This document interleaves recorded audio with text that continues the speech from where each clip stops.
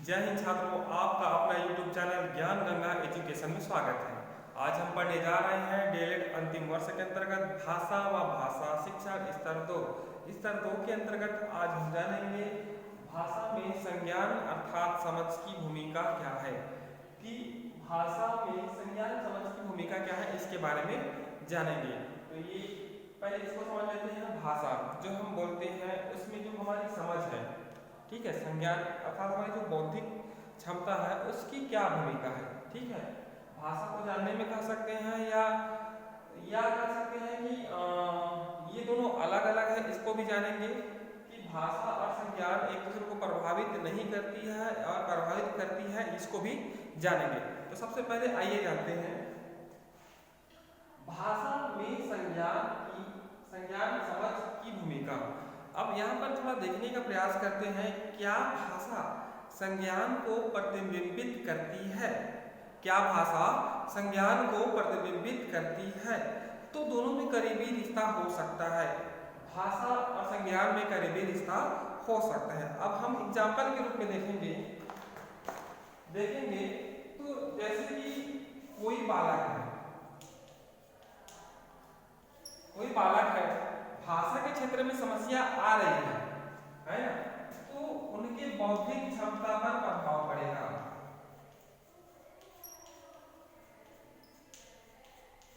ठीक है, अगर भाषा के क्षेत्र में समस्याएं आ रही है, भाषा के क्षेत्र में समस्या आ रही है तो बौद्धिक क्षमता में प्रभाव पड़ेगा। कहने का तात्पर्य है कि भाषा में कुछ समस्या आ रही है, अर्थात वो सही ढंग से बोल नहीं पा रहा है, सही ढंग से अपनी बात को रख नहीं पा रहा है, तो उनका बौद्धिक लेवल क्षमता योग्यता भी प्रभावित होगा। अर्थात एक क्षेत्र में कमी आएगी, दूसरे क्षेत्र में भी कमी आएगी, है। अगर करीबी रिश्ता हो तो मतलब भाषा समझ को प्रतिबिंबित करती है तो तब की बात हो रहा है। ठीक है, अब थोड़ा सा और देखते हैं। अगर बालक का बौद्धिक क्षमता थोड़ा कम है तो भाषा के क्षेत्र में भी कमी आएगी, वह समाज में सही ढंग से नहीं बोल पाएगा या आसपास सही क्षेत्र में नहीं बोल पाएगा, सही गांव में नहीं बोल पाएगा, अपने मित्रों से सही ढंग से बात नहीं कर पाएगा। तो आइए हम इसी को समझने का प्रयास करते हैं। एक बरपाली जो गांव है, इसमें एक लड़का है जो सही ढंग से बात नहीं करता, सही ढंग से बात नहीं कर पाता, जिनके कारण उनकी बौद्धिक क्षमता, ठीक है, उनकी बौद्धिक क्षमता में भी प्रभाव पड़ता है ना। अगर उनसे कुछ सवाल दिए जाए या कुछ पढ़ने के लिए कहा जाए तो वह पढ़ नहीं पाता है। तो ये उदाहरण स्पष्ट करता है कि अगर बालक की भाषाई क्षमता कम है, अर्थात भाषा के क्षेत्र में समस्या आ रही है, तो बौद्धिक क्षमता भी उसकी प्रभावित होगी, जैसे कि मैंने बरपाली का उदाहरण यहाँ पर दिया है। ठीक है, आइए हम थोड़ा और समझने का प्रयास करते हैं। एक बीमारी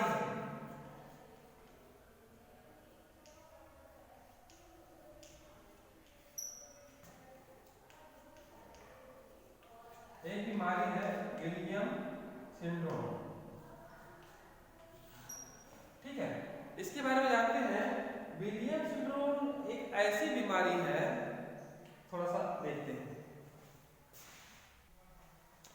तो विलियम सिंड्रोम एक आनुवंशिक बीमारी है। तो भाषा विज्ञानी ने एक शोध करके पाया कि विलियम सिंड्रोम के कारण जो बच्चों के जो बौद्धिक स्तर है ना, वो जैसे फर्क करना, विश्लेषण करना, संश्लेषण करना, अलग करना, तर्क करना, यह सारी समस्याएं आती है। अर्थात समझ वाली मतलब क्षमता के अंतर्गत समस्याएं आती हैं। कहने का तात्पर्य है कि विलियम सिंड्रोम बीमारी के कारण बालक सही ढंग से तर्क नहीं कर सकता, सही ढंग से विश्लेषण नहीं कर सकता, सही ढंग से संश्लेषण नहीं कर सकता, अर्थात उनकी बुद्धि क्षमता प्रभावित होती है इस विलियम सिंड्रोम बीमारी के कारण। लेकिन ऐसा नहीं है कि वो भाषा के क्षेत्र में पिछड़ा हुआ है, लेकिन उनकी भाषा के क्षेत्र में जो पकड़ है, तथा समाज में बोलना, अपने साथियों से बोलना, कई पद पे बोलना, अपने सहपाठियों के समकक्ष ही बोलते हैं।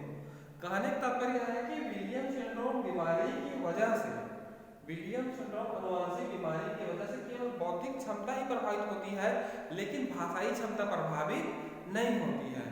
तो यहाँ पर यही कहा गया है कि इसमें देखिए भाषा में संज्ञान की भूमिका यहाँ पर नहीं दिखाई दे रहा है, लेकिन इसके पहले हमने अगर भाषा प्रभावित हो रही है तो बौद्धिक क्षमता भी प्रभावित होगी, अगर बौद्धिक क्षमता प्रभावित हो रही है तो भाषाई क्षमता भी प्रभावित होगी, हमने इसके पहले देखा। लेकिन ये जो विलियम सिंड्रोम बीमारी है इसमें क्या हो रहा है, बौद्धिक क्षमता प्रभावित हो रही है लेकिन भाषाई क्षमता प्रभावित नहीं हो रही है। तो आइए हम थोड़ा और एग्जाम्पल के माध्यम से समझने का प्रयास करते हैं। आइए भाषा में संज्ञान की समझ है, भाषा में संज्ञान की भूमिका के बारे में और अन्य शोध से यह पता चला कि जो बहरे बच्चे हैं, ठीक है, जो बहरे बच्चे हैं उनके दिमाग में दो प्रकार के होते हैं, ठीक है, मॉड्यूल बनते हैं, है, अर्थात भाषा और संज्ञान जो बौद्धिक क्षमता है वो अलग अलग है ना। एक बात बौद्धिक और दूसरा है संज्ञान, क्या बोलते हैं, भाषा, अलग अलग पार्ट बनते हैं। तो बहरे बच्चों का भाषा विज्ञानियों ने अध्ययन किया और अध्ययन में पाया कि जो बहरे बच्चे होते हैं, ठीक है, बहरे बच्चे होते हैं वह सामान्य बच्चों की तरह ही सोचते हैं, ऐसा उनका कहना है, और समझ बनाते हैं। इस प्रकार से उन्होंने पाया और उन्होंने एक और निष्कर्ष निकाला कि भाषा है वह बौद्धिक क्षमता को प्रभावित करता है और बौद्धिक क्षमता भाषाई क्षमता को प्रभावित करता है, ठीक है। और भाषा और बौद्धिक क्षमता दोनों अलग अलग है, अर्थात दोनों अलग अलग मॉड्यूल तैयार करते हैं और दोनों में अंतर है, अर्थात दोनों एक है ही नहीं, अर्थात दोनों अलग अलग है। इस प्रकार भाषा विज्ञान ने सिद्ध पाया। तो इस प्रकार भाषा में संज्ञान की भूमिका होती है, ठीक है, भाषा में समझ की भूमिका होती है। तो इस प्रकार से बताया गया है। अब देखिए, जैसे हम पहले उदाहरण से स्पष्ट किए कि जैसे कि प्रतिबिंबित करती है ना, भाषा संज्ञान को प्रतिबिंबित करती है, बौद्धिक क्षमता को प्रतिबिंबित करती है, तो वहाँ पर भाषा बौद्धिक क्षमता को प्रभावित करती है, क्योंकि भाषा सही ढंग से नहीं जानता है तो उनका बौद्धिक स्तर कम है, अगर उनका बौद्धिक स्तर ऊंचा है ना, तो भाषा भी ऊंचा होता है। इस प्रकार भाषा में संज्ञान की भूमिका होती है। आइए हम और अन्य उदाहरणों के माध्यम से समझने का प्रयास करते हैं। हमने 3 देखे, पहला तो वो वाला देखे कि अगर भाषा में कमी है तो बौद्धिक क्षमता में कमी आएगी, बौद्धिक क्षमता कमी है तो भाषा में भी कमी आएगी। इस प्रकार हम पहला देखे। दूसरा देखे विलियम सिंड्रोम बीमारी की वजह से जिसमें बौद्धिक क्षमता प्रभावित होती है, तर्क नहीं कर पाते हैं, विश्लेषण नहीं कर पाते हैं। हमने तीसरा देखे बहरे बच्चों। बहरे बच्चे के दिमाग में 2 तरह के मॉड्यूल बनते हैं, ठीक है, भाषा और बौद्धिक क्षमता अलग अलग होते हैं, लेकिन बौद्धिक क्षमता अगर सही है, ठीक है, बौद्धिक क्षमता सही है तो वह सामान्य बच्चों की तरह भी अपना तर्क दे सकते हैं, अपना वो दे सकते हैं, है ना। और हम यह भी देखें कि बौद्धिक क्षमता होने के साथ साथ सामान्य बच्चों के साथ वह काम भी करते हैं, लेकिन वो लिखित भाषा है और जो सांकेतिक भाषा है, ठीक है, उसमें वह सही ढंग से बोल नहीं पा रहे थे या कह नहीं पा रहे थे, तो ये हमने कमी देखा। तो आइए हम जानते हैं नेक्स्ट। आइए देखते हैं भाषा सीखना जैविक मंत्र है क्या। एक बहुत अच्छा प्रश्न है, भाषा सीखना जैविक मंत्र है क्या। तो आइए देखते हैं। सबसे पहले 1799 में फ्रांस के जंगलों में एक 11 साल का लड़का मिला। 1799 में फ्रांस के जंगलों में 11 साल का लड़का मिला, है ना। बहुत उसे वो करने के पश्चात वह प्राप्त हुआ, संघर्ष करने के पश्चात वह हाथों में आया, तो उनसे मतलब कुछ सवाल किया गया, है ना, किया गया, तो वह लड़का बोल नहीं पा रहा था, अपनी बात नहीं कह पा रहा था, क्योंकि उसे भाषा का ज्ञान नहीं था। शायद वह 6 साल की उम्र में या उससे कम उम्र में वह जंगलों में बिछड़ गया होगा, ठीक है, जंगल में बिछड़ गया होगा। इस कारण वह सही ढंग से बात नहीं कर पा रहा था, वह जंगल में ही रहता था और जिस प्रकार जानवर आवाज निकालते थे, गुर्राता था, चीखता था, ठीक उसी प्रकार वह भी करता था, लेकिन वह इंसानी भाषा की तरह बोल नहीं पा रहा था। लेकिन कुछ समय पश्चात उसे मतलब बोलने के लिए कहा गया या उसको सिखाया गया, उसके बावजूद भी वह सही ढंग से सीख नहीं पा रहा था, है ना। तो यह वाक्य अगर देखें तो बच्चे भाषा कैसे सीखते हैं की प्रक्रिया पर सवाल उठाता है, और सवाल यह उठाता है कि क्या सीखना जैविक मंत्र है क्या, है ना। जिस प्रकार जैविक विकास होता गया मनुष्यों का आदि मानव से सभ्यता की ओर बढ़ते गए, तो उसी कालक्रम में उसी प्रक्रिया के अंतर्गत, है ना, जैविक विकास के अंतर्गत बच्चों के अंदर भी मतलब भाषाई विकास होना चाहिए। जिस प्रकार आदि मानवों का जो तंत्र है, ये मतलब वाक तंत्र है, विकसित हुआ होगा, ठीक उसी प्रकार वह मतलब हुआ होगा, ठीक उसी प्रकार उन्हें बोलना आया होगा, उसे समस्या के समय आवाज करना आया होगा। इस प्रकार अनेक कारण ऐसे हो सकते हैं जिनसे क्या होते हैं, मनुष्य के अंदर भाषा का विकास होता गया और उनकी वाक तंत्र, बोलने की कौशल और मजबूत हुआ होगा। तो भाषा सीखना जैविक मंत्र है, इस पर अनेक विद्वानों ने मतलब प्रश्न उठाया, ठीक है।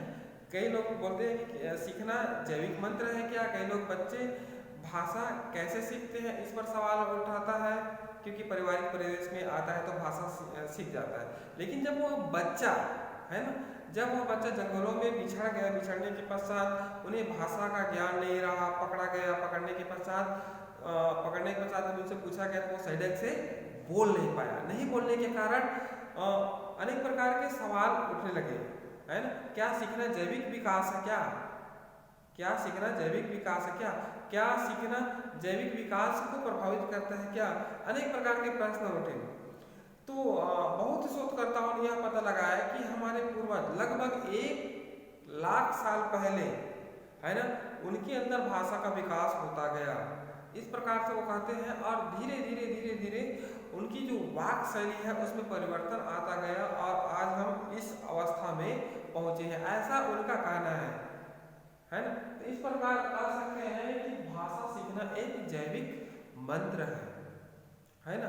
जिस प्रकार जीवों का विकास होता गया, मनुष्यों का विकास होता गया, उसी प्रकार उसकी भाषा भी सुदृढ़, मजबूत और मानकीकृत होता गया, जिनके कारण भाषाओं को हम अच्छे से समझने लगे, अच्छे से बोलने लगे।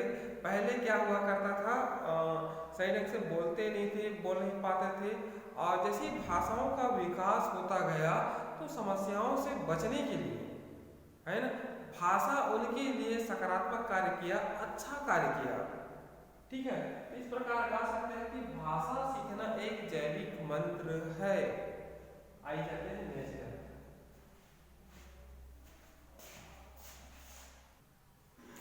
आइए देखते हैं भाषा यानी अंतर्निहित क्षमता, मतलब भाषा को समझने के लिए अर्थात भाषा को बोलने के लिए मनुष्य के पास जन्मजात क्षमता पाई जाती है। इस पर चॉम्स्की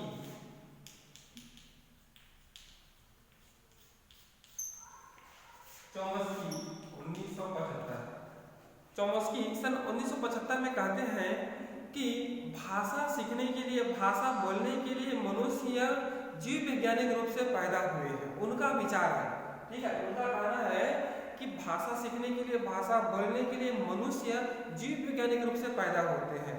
और उन्होंने अपना निष्कर्ष दिया कि अलग अलग संस्कृति के लोग, अलग अलग परिवेश के लोग, अलग अलग देश के लोग, है ना, भाषा को एक ही प्रकार के सीखते हैं। कहने का तात्पर्य यह है कि पूरे विश्व में अनेक प्रकार के बच्चे हैं, अनेक प्रकार के संस्कृति के बच्चे हैं, है ना, लेकिन भाषा सीखने के लिए, ठीक है, भाषा सीखने के लिए वो हमेशा तत्पर रहते हैं और कहते हैं कि जन्मजात अर्थात जीव वैज्ञानिक रूप से पैदा हुए हैं। और उनका एक और विचार है कि 1 साल के बच्चे को, ठीक है, 1 साल के बच्चे को या 1 साल तक बच्चे को बात नहीं किया जाए तो बच्चे भाषा सीख जाते हैं। पहला विचार उन्होंने दिया। दूसरा उन्होंने कहा कि बच्चे नकल करके और अनुकरण करके भाषा सीख जाते हैं, ऐसा उन्होंने कहा, है ना। कहने का तात्पर्य है कि बच्चों को भाषा सिखाने की आवश्यकता नहीं है, बच्चे नकल करके, सुन करके, समझ करके भाषा सीख जाते हैं। इस प्रकार चॉम्स्की महोदय ने कहा। और उन्होंने कहा कि भाषा भाषा के द्वारा वह अनेक विचारों को गढ़ता है, प्रदान करता है ना। और एक और उन्होंने विचार दिया कि मनुष्यों के मस्तिष्क में, है ना, भाषा के व्याकरण या कहें व्याकरण सार्वभौमिक रूप से ईश्वर ने उसके मस्तिष्क में डाल दिया है, ऐसा उन्होंने कहा। और यह बात बिल्कुल सही है कि मनुष्य ही एक इस संसार में ऐसा प्राणी है जिनके पास भाषा बोलने की क्षमता है, कैसे उनको बोलना है, व्याकरण के नियमों को कैसा प्रयोग करना है, साथ साथ वह कैसे सीखते हैं, कैसे अनुकरण करते हैं, यह सब शक्ति मनुष्यों के पास ही है। इस प्रकार उन्होंने कहा कि भगवान ने या ईश्वर ने या प्रकृति ने मनुष्य के शरीर में या मस्तिष्क में सार्वभौमिक रूप से भाषा के व्याकरण को डाल दिया है, जिसके कारण उन्हें भाषा सीखने में आसानी होती है, दिक्कतों का सामना नहीं करना पड़ता है। इस प्रकार से चोम्स्की महोदय ने कहा। और इससे स्पष्ट होता है कि भाषा यानी अंतर्निहित क्षमता। कहने का तात्पर्य है कि प्रत्येक मनुष्यों के अंदर भाषा जन्मजात है ना, जन्मजात रूप से विद्यमान है। और जैसे ही वह प्रकृति में आता है, संसार में आता है ना, बिना बात किए अनुकरण करके, सुन करके सीख जाता है, नकल करके सीख जाता है। इस प्रकार मनुष्यों के अंदर भाषा सीखने की जन्मजात क्षमता पाई जाती है। आइए चलते हैं नेक्स्ट। आइए देखते हैं भाषा परिवेश से सीखी जाती है। ठीक है, परिवेश और भाषा मतलब दोनों का संबंध है क्या, तो थोड़ा सा देखते हैं। परिवेश से भाषा सीखी जाती है। इसके पहले हमने पढ़ा कि भाषा यानी अंतर्निहित क्षमता, तो उसके अंतर्गत कहा गया था कि भाषा सीखने के लिए मनुष्य जीव वैज्ञानिक रूप से पैदा हुए हैं। लेकिन इस बात का विरोध, भाषा जीव वैज्ञानिक रूप से सीखने के लिए मनुष्य भाषा सीखने के लिए जीव वैज्ञानिक रूप से पैदा हुए हैं, इस बात का विरोध व्यवहारवादी करते हैं। ठीक है, व्यवहारवादी करते हैं। तो व्यवहारवादी में किनके करार आता है, तो सर्वप्रथम आता है स्किनर का, अर्नबर का और रोजर ब्राउन का। इन्होंने विरोध किया कि भाषा सीखने के लिए मनुष्य जीव वैज्ञानिक रूप से पैदा नहीं हुए हैं। स्किनर महोदय ने कहा कि भाषा पुरस्कार है ना, जिस प्रकार हम अन्य व्यवहारों की भांति, उन्होंने कहा जैसे कि चलना, भागना आदि जैसे ही एक व्यवहार है, ठीक उसी प्रकार उन्होंने कहा कि सभी व्यवहार, भाषा भी अभ्यास, पुनरावृत्ति व पुरस्कार से सीखे जाते हैं। अब स्किनर महोदय ने कहा कि भाषा अभ्यास से, पुनरावृत्ति से, पुरस्कार से सीखी जाती है। इस प्रकार व्यवहारवादियों ने किसका खंडन किया, जीव वैज्ञानिक सिद्धांतों वालों का खंडन किया। फिर अर्नबर ने कहा कि भाषा नकल से सीखी जाती है। अर्नबर ने कहा कि भाषा नकल से सीखी जाती है। और रोजर ब्राउन ने क्या कहा, आइए जानते हैं। सन 1973 में छोटे बच्चों व उनके माता पिता को अंतःक्रिया करते समय कई घंटों तक देखा। वह इस बात का प्रमाण चाहते थे कि बच्चे माता पिता की पुष्टिकरण व शाबाशी, मुस्कुराहट, प्यार से बीचना, पीठ थपथपाना, ठीक करने के लिए फीडबैक से भाषा के नियम सीखते हैं। उन्हें पता चला कि हालांकि माता पिता उनके सही वाक्य पर बोलने पर मुस्कुराते और शाबाशी देते थे, लेकिन कई बार व्याकरणीय रूप से वह गलत बोलते तो पर भी मुस्कुराते और शाबाशी दे देते थे। ठीक है, इस बात का कोई प्रमाण नहीं है कि पुष्टिकरण, सुदृढ़ीकरण भाषा के नियमों की समझ की विकास में मदद करता है। तो आइए थोड़ा देखते हैं, समझने का प्रयास करते हैं। जी रोजर ब्राउन महोदय है, छोटे बच्चे और माता पिता की जो बीच में बातचीत चल रही है उसका उन्होंने अध्ययन किया और अध्ययन में पाया कि जब छोटे बच्चे कुछ वाक्य बोल रहे हैं, है ना, तो उनको शाबाशी दे रहे हैं, अर्थात पुरस्कार दे रहे हैं। ठीक है, पुरस्कार दे रहे हैं, फीडबैक दे रहे हैं, अच्छा फीडबैक दे रहे हैं, जिनसे वह भाषा सीख रहे हैं। लेकिन कहीं पर क्या हो रहा है कि बालक व्याकरणीय रूप से गलत बोल रहे हैं। तो कभी माता पिता उसको शाबाशी अर्थात अच्छा है, बहुत अच्छा है ना, बहुत सुंदर, इस प्रकार से फीडबैक दे रहे हैं।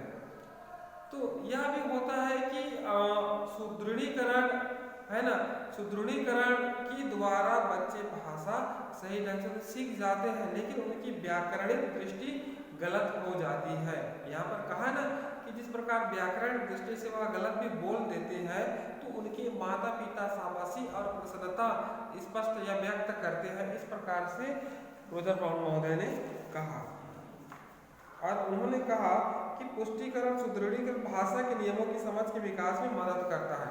मदद तो करता है, ठीक है, लेकिन जब वह गलत बोल रहा है तो कभी उसके ऊपर शाबाशी फीडबैक देना सही बात नहीं है, जिनसे वह गलत भाषा सीख सकता है, लेकिन वह तो भाषा सीख ही रहा है। बच्चे बहुत से नए वाक्य बोलते हैं, क्योंकि ये वाक्य बच्चों के कभी नहीं सुने होते हैं। एक बच्चा यह वाक्य सुनेगा कि प्लेट जमीन पर गिर गई, परंतु तत्काल यह भी कह पाएगा कि मेरा गिलास टेबल पर गिर गया। अब देखिए, बहुत से बच्चे कुछ नए वाक्य सीखते हैं जो कभी नहीं सुना है, वह भी बोल लेते हैं। मान लीजिए बच्चों के माता पिता ने कहा है कि प्लेट जमीन पर गिर गया, ठीक है, प्लेट जमीन पर गिर गया, लेकिन इस वाक्य को सुनकर बच्चे कहेगा कि मेरी जो गिलास है टेबल पर गिर गया, है ना। तो इस प्रकार जो शब्दों का ढांचा है, किस प्रकार शब्दों को व्यवस्थित करना है, वह बच्चे सीख लेते हैं। साथ ही साथ वह अपना दिमाग भी वह लगाते हैं। इस प्रकार कह सकते हैं कि भाषा परिवेश से सीखी जाती है, ठीक है, भाषा परिवेश से सीखी जाती है, नकल से सीखी जाती है। अपने माता पिता जिस परिवेश में रहता है ना, उस परिवेश की बातों को बच्चे सीख जाते हैं। आइए थोड़ा और समझने का प्रयास करते हैं। हालांकि नकल व पुष्टिकरण बच्चों द्वारा भाषा के नियम पकड़ने के लिए जिम्मेदार नहीं, फिर भी आवश्यक है कि बच्चे भाषा की क्षमता रखने वाले लोगों के बीच रहें। अब यहाँ पर कहा गया है कि नकल और पुष्टिकरण बच्चों की भाषा सीखने में उतना जिम्मेदार नहीं है, अर्थात नकल और पुष्टिकरण से बच्चे भाषा ज़्यादा नहीं सीख सकते। इसके लिए आवश्यक है कि जो अच्छे भाषा बोलने वाले हैं उनके संपर्क में रहेंगे, तो बच्चे ज़्यादा से ज़्यादा अच्छी बातों को, अच्छी भाषाओं को सीख पाएंगे। और यहाँ पर कहा कि स्नो 1999 यूरेन के जंगल में से लड़का आया। बचपन की शुरुआत में ऐसे लोगों के साथ नहीं रहा था जो भाषा जानते हो, इससे उसकी भाषाई विकास को नुकसान पहुंचा, ठीक है। अब जो यूरेन की जो जंगल है उसमें 11 साल का लड़का मिला, फ्रांस के यूरेन के जंगलों में, है ना। 11 साल का जो लड़का मिला वह बचपन में इंसानों के संपर्क में नहीं रहा जो भाषा जानते हो, इसलिए उनकी भाषाई क्षमता प्रभावित हुआ और वह भाषा नहीं बोल पा रहा था, ठीक है।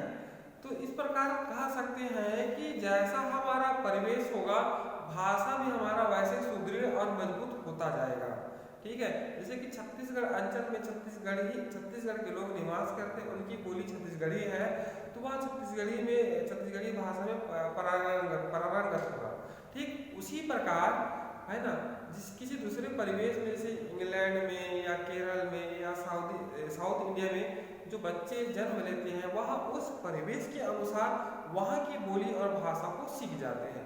तो इस प्रकार उन्होंने जीव वैज्ञानिक रूप से भाषा सीखते हैं इनका खंडन किया, और उन्होंने कहा कि बच्चे, है ना, ये जो व्यवहारवादी वैज्ञानिक है, इन्होंने कहा कि बच्चे व्यवहार से सीखते हैं, अर्थात पुरस्कार से सीखते हैं, अर्थात नकल से सीखते हैं, अर्थात अभ्यास से सीखते हैं। इस प्रकार से ये जो जितने भी वैज्ञानिक हैं, स्किनर, अर्नबर्ग, रोजर ब्राउन इत्यादि लोगों ने कहा, और उन्होंने कहा कि भाषा परिवेश से सीखी जाती है। इस प्रकार ये हो गया भाषा परिवेश से सीखी जाती है। आइए चलते हैं नेक्स्ट। आइए देखते हैं नेक्स्ट, बातचीत, समझ व भाषा का विकास। कहने का तात्पर्य है कि क्या बातचीत से, समझ से भाषा का विकास होता है। तो हाँ, इस संबंध में अनेक प्रकार के शोध हुए हैं।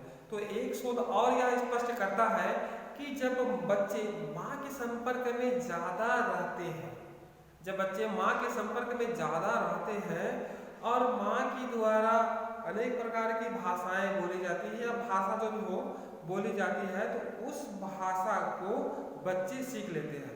और जो माएँ बच्चों के साथ ज़्यादा बातचीत करती है, वह बच्चे का भाषाई क्षमता ज़्यादा विकसित होता है, ज़्यादा अच्छा होता है। और जो माएँ बच्चों के संपर्क में अपने बच्चों से कम बातचीत करती है, उनकी भाषाई क्षमता कम विकसित होती है। तो इससे यह भी स्पष्ट होता है कि बातचीत व समझ से भाषा का विकास होता है। ठीक है, जितनी ज़्यादा हम दूसरों की भाषा को समझेंगे, सीखेंगे, उतनी ज़्यादा बच्चे का भाषाई क्षमता का विकास होगा, है ना। जितनी ज़्यादा हम बातचीत करेंगे, चर्चा परिचर्चा करेंगे, तो समझ का विकास ज़्यादा होगा, या कहेंगे कि भाषा का विकास ज़्यादा होगा। तो इस प्रकार ये हो गया। आइए चलते हैं नेक्स्ट।